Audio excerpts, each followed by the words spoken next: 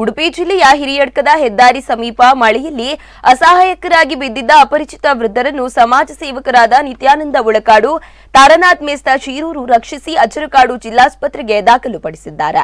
ಸ್ಥಳೀಯ ಮಹಿಳೆಯೊಬ್ಬರು ವೃದ್ಧರ ಅಸಹಾಯಕತೆ ಕಂಡು ಉಡುಪಿಯ ಸಮಾಜ ಸೇವಕರಿಗೆ ವಿಷಯ ಮುಟ್ಟಿಸಿದ್ದಾರೆ. ತಕ್ಷಣ ಸ್ಪಂದಿಸಿರುವ ಈ ಸಮಾಜ ಸೇವಕರು ಸ್ಥಳಕ್ಕೆ ತೆರಳಿ ವೃದ್ಧರನ್ನ ರಕ್ಷಿಸಿದ್ದಾರೆ.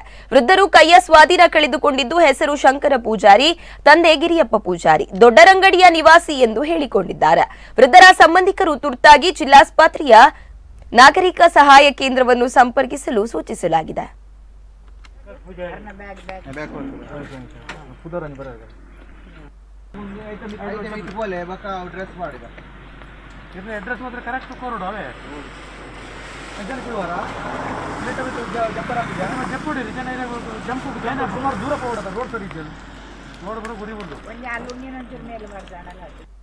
ಎದುರುಡು ರಸ್ತೆಡು ಕಡಿಟೇನೆ ಒಂಜಿ ಅಂಜಿ ಒಬ್ಬರದು ಪರಿಚದೆ ಎಂಕಲ್ ಇದ್ದಾಲ ಗೊತ್ತಜ್ಜಿ ಅವೆನ್ ತೂದು ಎಂಕಲ್ ಯಾನು ಸುಮಾರು ದಿಕ್ಕು ಫೋನ್ ಮಲ್ತೆ, ಪೊಲೀಸ್ ಸ್ಟೇಷನ್ ಫೋನ್ ಮಲ್ತೆ ಅಲ್ಲಿ ಲಕ್ಕದಿದ್ದೀರಿ ಬೊಕ್ಕ 108 government hospital ambulance phone Malta ಅಗೆಲ್ಲ ಬರ್ತಿದ್ದೀರಿ ಬೊಕ್ಕ ಮುಲ್ಪ ಕೆಲವು ಜನಕ್ಕೆ ಬಂಡೆ ಏರ್ಲು ಬರ್ತಿದ್ದೀರಿ ಸಹಾಯಗಳು ಇತ್ತೆ ನಿತ್ಯಾನಂದ ಒಳಕಾಡು ಎಂಕಲೆ ಹೆಲ್ಪ್ ಮಲ್ತಂದಿಲ್ಲ ಆ ಜನಕ್ಕೆ ಎಂಕಲ್ ಇದ್ದಾಲ ರಿಲೇಷನ್ ಹತ್ತು